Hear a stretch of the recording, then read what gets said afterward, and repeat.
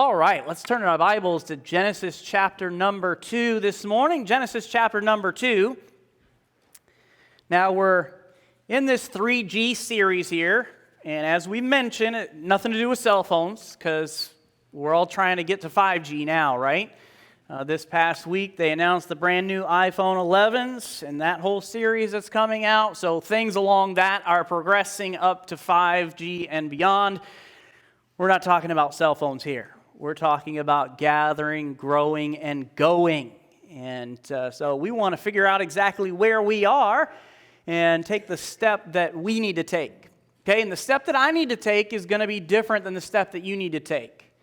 Because there is no automatic in a relationship and a walk with God. So we all kind of travel at our own pace. We all grow at our own pace. But there are certain things that each of us need to know and certain steps that each of us need to take.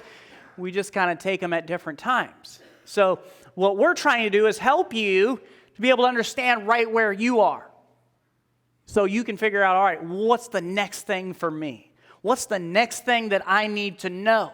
What's the next thing that I need to do? So we have a baptism coming up in a couple of weeks. Maybe that's the next step for you. You've trusted Jesus Christ as your Savior, but you've never followed Him in that step of baptism.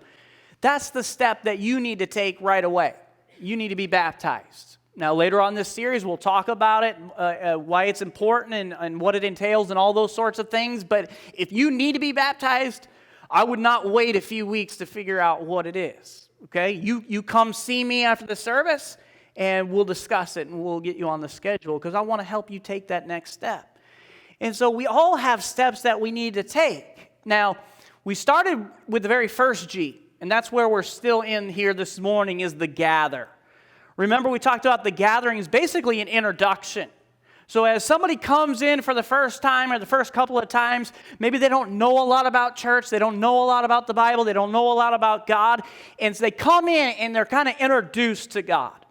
And we talked about that last week. Talked about who He is, what He wants from us, and all those sorts of things. Remember, He is the Creator, created all things. He is one and yet three. And we had a little illustration to try to help us to wrap our minds around that. I would encourage you to go back and watch that if you weren't here and want to get a better understanding of that.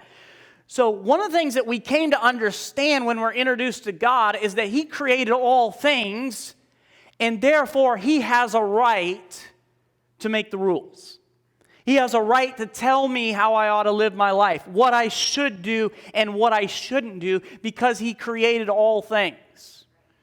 Now, I said the word rules, and everybody's like, oh man, here we go. All right, so basically when it comes to rule, there's three different types of people.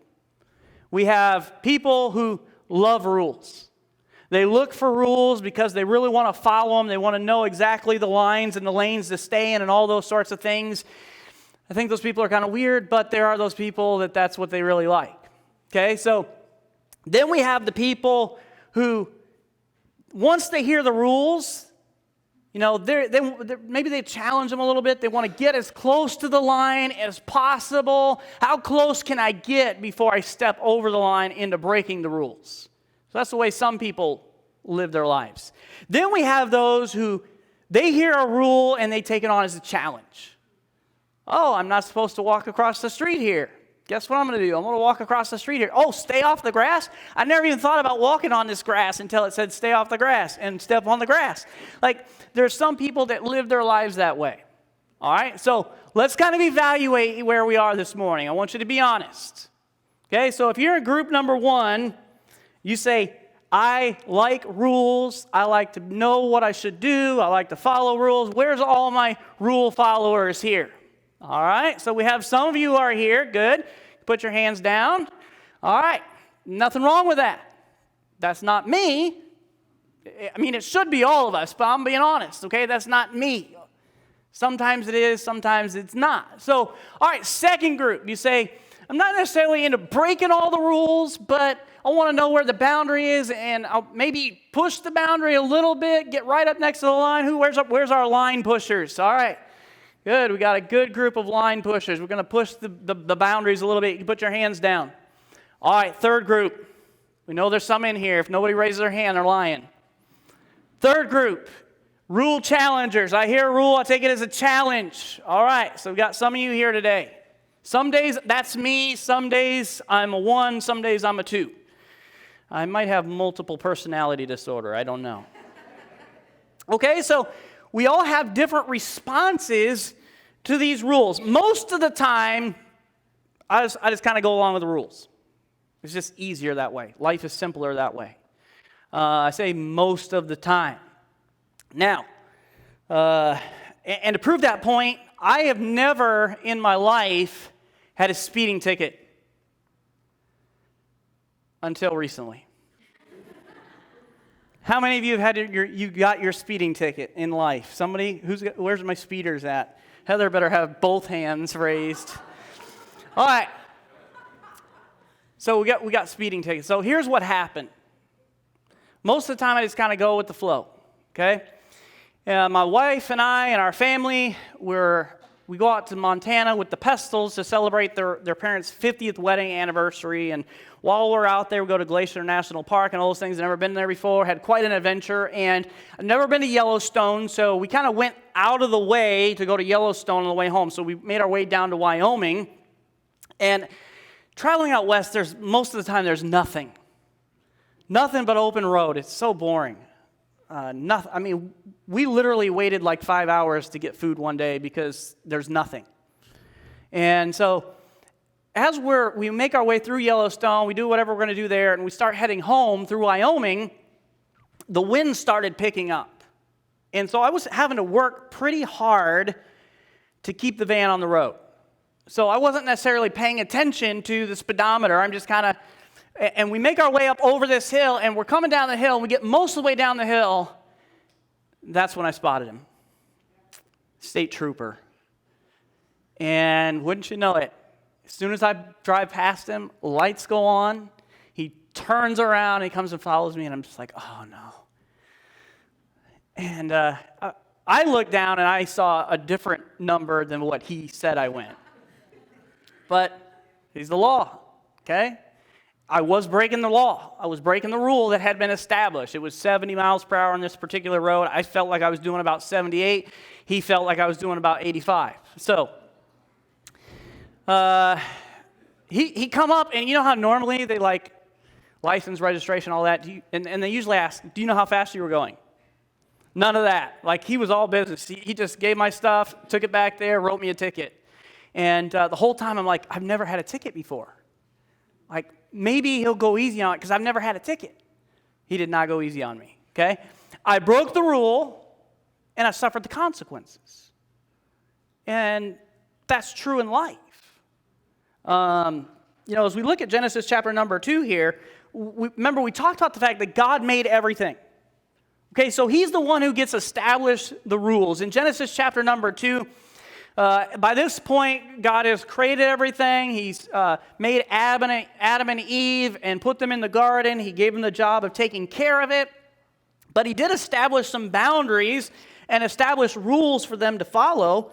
And look at verse number 16 of Genesis chapter number 2. It says, "And the Lord God commanded the man, saying, of every tree of the garden thou mayest freely eat.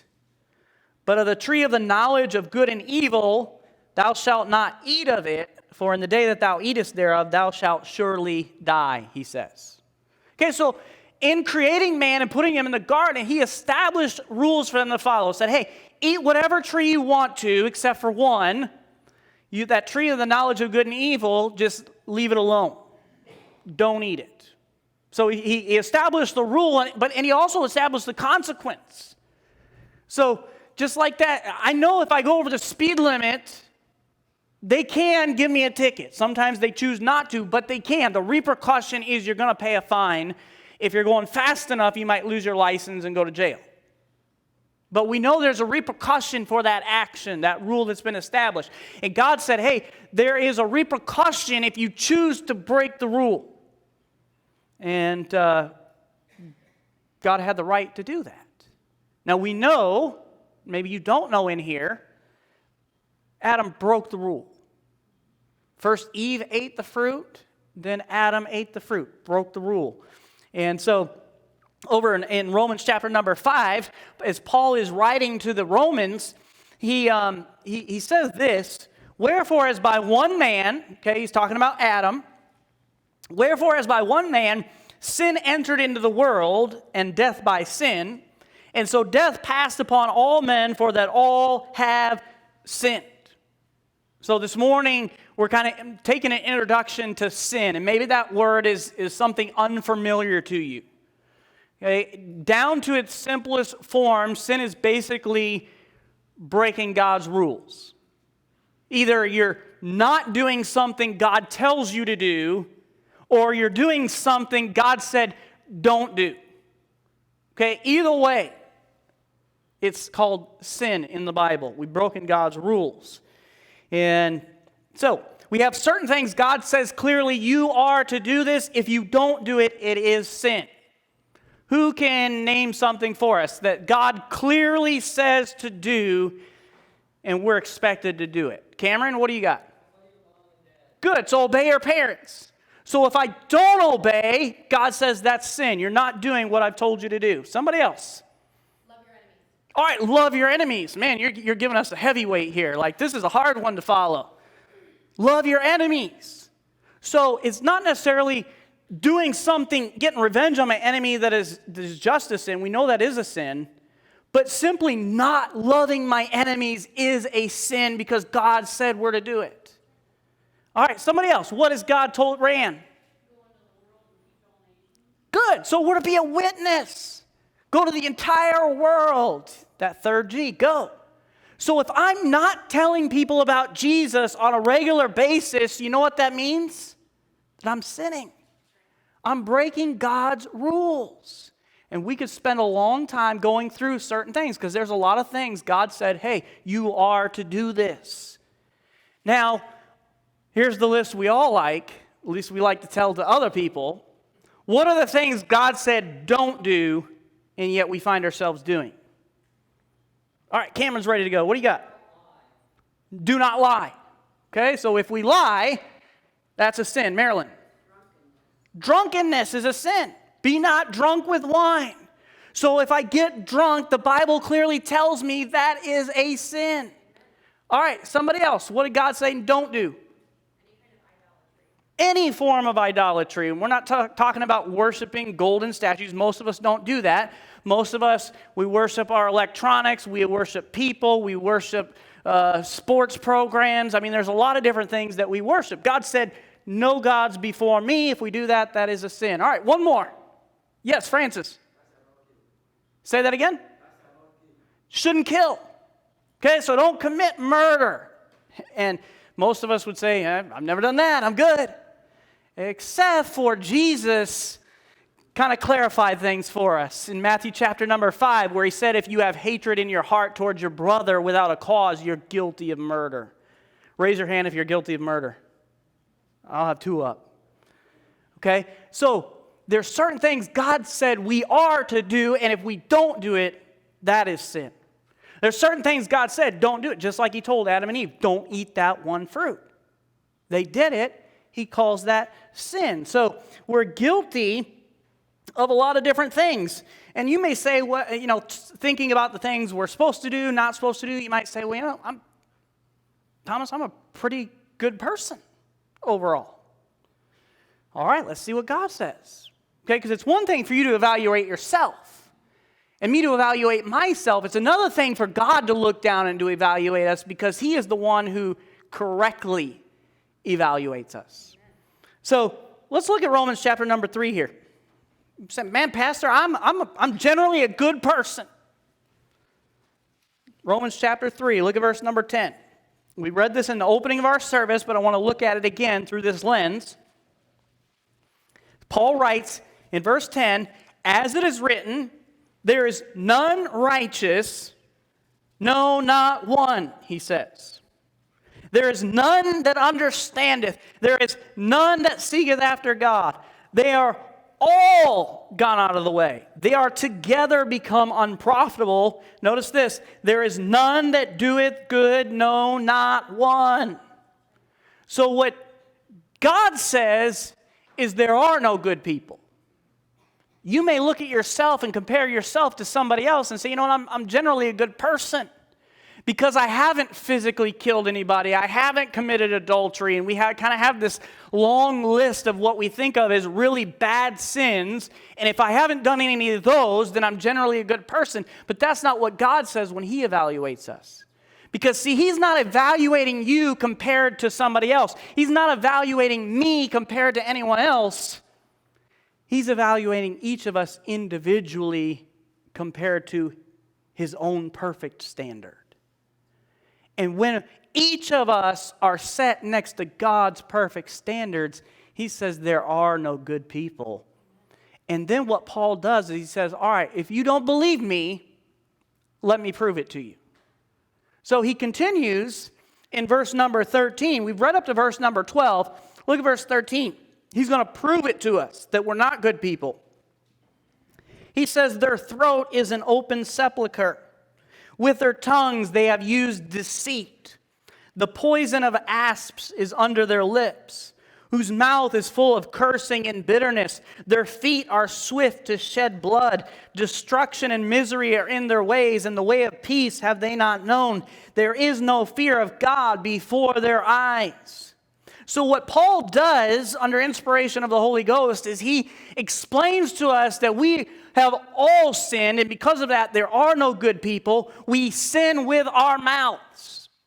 And man, look at the number of things that he uses to prove that point to us. The tongue is so evil and full of deadly poison, James tells us. So he says, we sin with our mouths, and there's not a person here who can say, I've never sinned with my mouth. I sinned with my mouth today. And if you're honest, you probably did too. I know I did yesterday a few times, probably during the game. So we sin with our mouths. He says, no, you don't just sin with your mouth, and I don't just sin with my mouth, we sin with our bodies as well. We sin in the things that we do on a day-to-day basis. So it's not just something that I'm saying, but he says we sin with things that we do all the time. Whether it's drunkenness, as somebody established, whether it's sexual sins, and man, there's a lot of sexual sins in a big long list that we can commit, and God says, hey, this is not right. We sin with the things that we do. And then he says it's not just a matter of the mouth or with the body. He says we sin with our hearts. We sin with our hearts. So it's not just that I'm a good person and every once in a while I might do bad things. It's that you and I are completely corrupt, completely evil. None of us are good.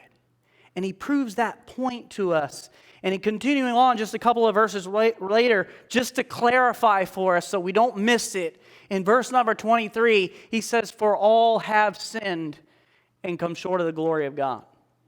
That every single one of us has broken God's rules. We've not done the things that he wants us to do. We have done the things that he doesn't want us to do. And so I'm not a good person. You're not a good person. Why? Because we've fallen, we've come short of God's standard of perfection. And just as there are repercussions for me going over the speed limit, just as there were repercussions for Adam and eating the fruit that God told him not to eat, there are repercussions for the sin that you and I commit as well.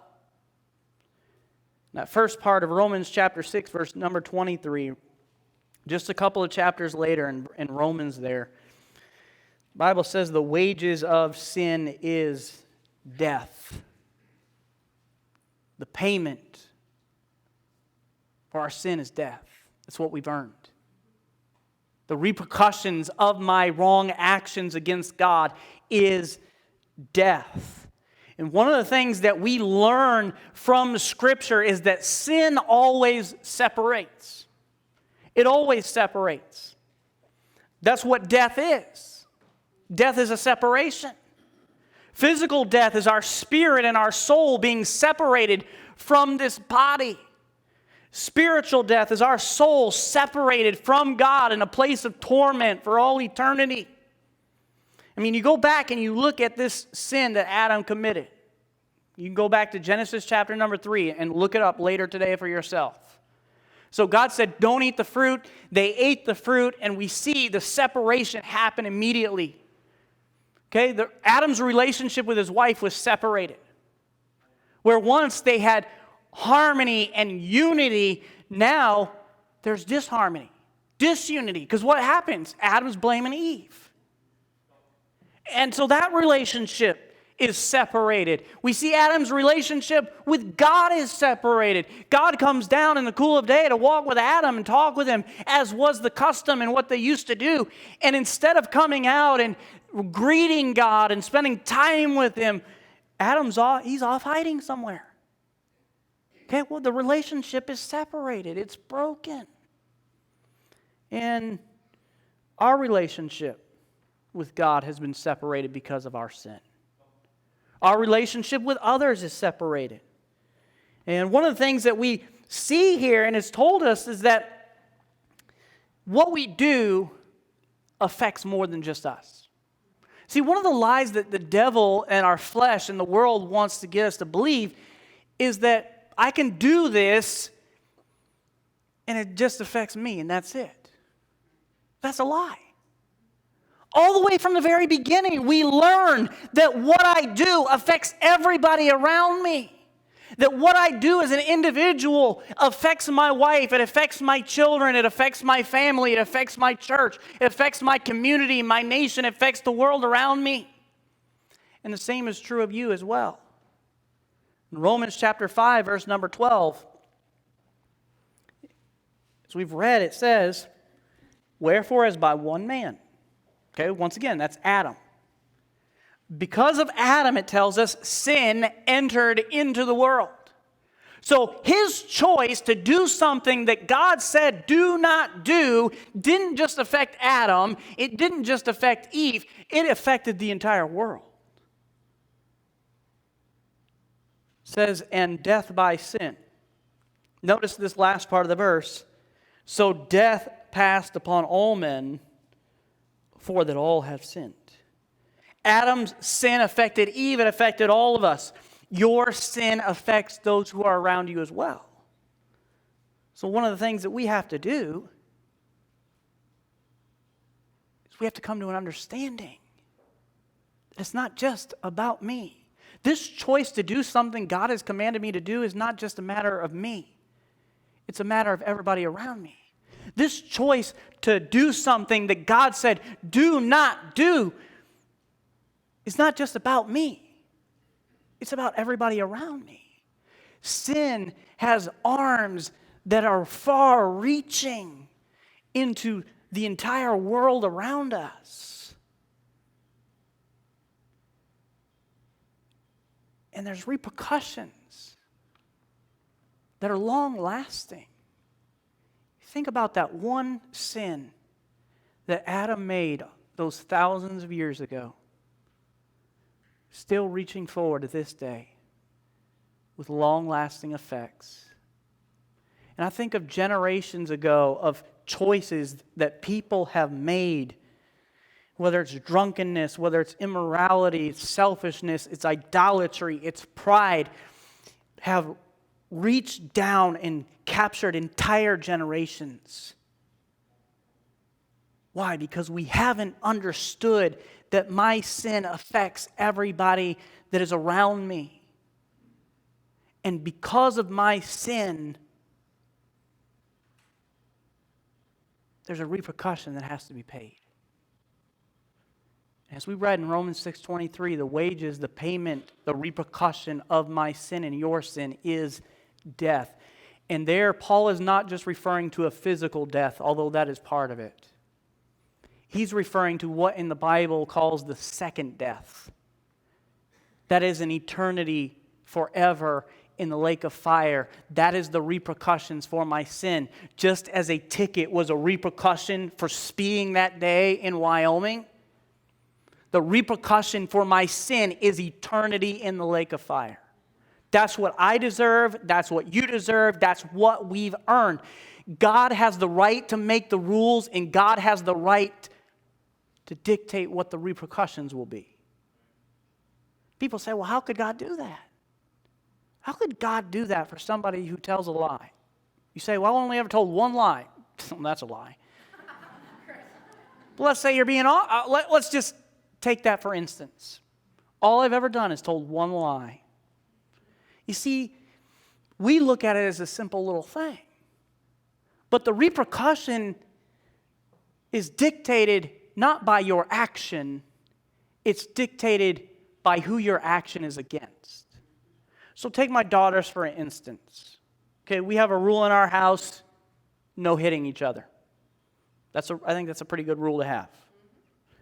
Sometimes my daughters hit each other. Guess what? They don't go to jail for it. Why? Because it's determined by who they hit. So if one of my daughters, my youngest daughter Violet, hits my oldest daughter Catherine, okay, there's going to be repercussions for that in our home. She's not going to jail, but maybe she might be in timeout, which feels like jail forever to a 9-year-old. Okay, but all right, now say I haven't taught my daughter any repercussions for that, so she just decides one day she's going to walk up and slap a police officer. Okay? Now, the repercussions are a lot different. So you're going to be in a little bit more trouble if you do that. Now, say, for whatever reason, she has a chance to meet the president. She slaps the president.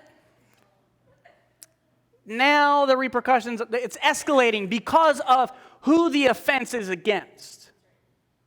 So it's not necessarily what we're doing, it's who we are doing it against. And we have sinned against an almighty, all-powerful, all-holy God. That's why the repercussions are so high. We need to understand that there is a price to be paid for my sin and a price to be paid for your sin. And we need to take this subject very seriously.